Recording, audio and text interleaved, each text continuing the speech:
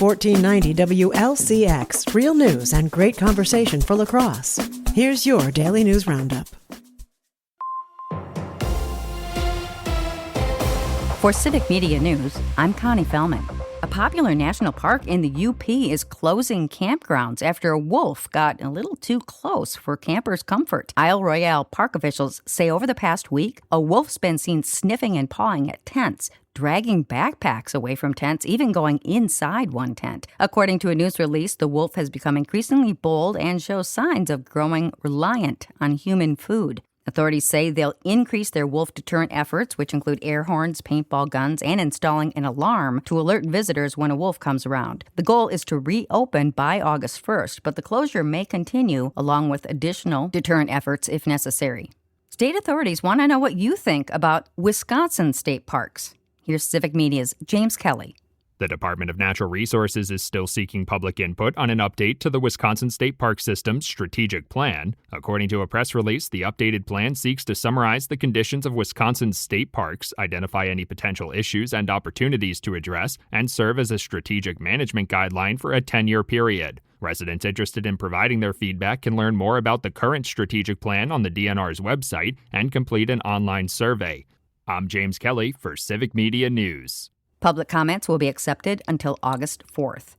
The Wisconsin Department of Trade and Consumer Protection has issued a public health alert for a bratwurst that's been mislabeled and could contain undeclared allergens. The brats are the Reuben-flavored bratwurst produced by Racco Family Sausage, located just outside Madison. Health officials say the brats contain soy and egg, which is not declared on the label. They want to make sure anyone who's allergic to soy or egg knows not to eat these brats. A statement on the company's Facebook page says the mistake happened on 9 pounds of brats. They were sold frozen at the Racco Family Sausages location in Judah.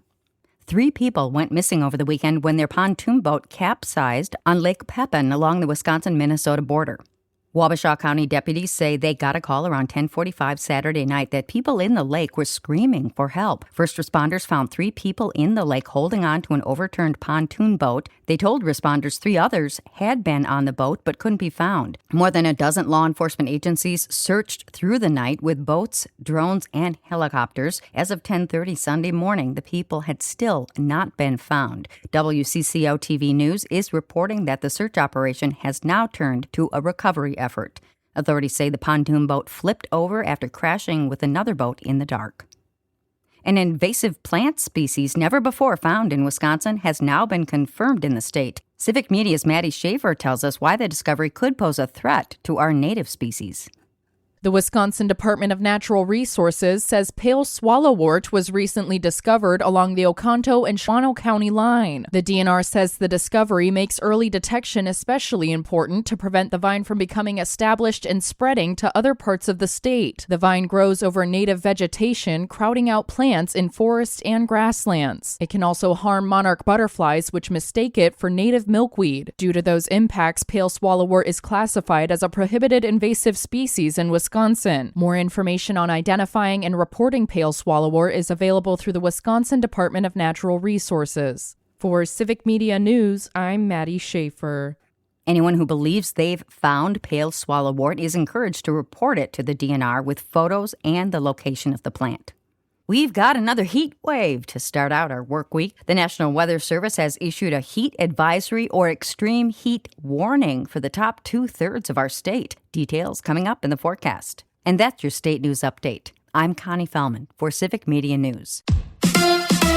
It's the Home Run Derby. Hi, I'm Mike Clemens with sports. Baseball's best hitters to compete in the Home Run Derby tonight at Citizens Bank Park in Philadelphia. But for the first time in 32 years, it won't be on ESPN. Instead, the Derby's on Netflix. Coverage beginning tonight at 7 p.m. Now, yesterday, the Brewers lost to the Pirates 14-5. One of the worst performances by the crew this season. Pittsburgh scored 10 runs in the 4th inning. Starter Robert Gasser tagged with the loss, giving up 7 earned runs. That completed a 3-game sweep of the Brewers over the weekend. Manager Pat Murphy.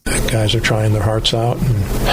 Guys, not everybody's on all cylinders right now, but we're going to set a record for wins in the first half in the franchise. We haven't had too many of these back-to-back losses all year.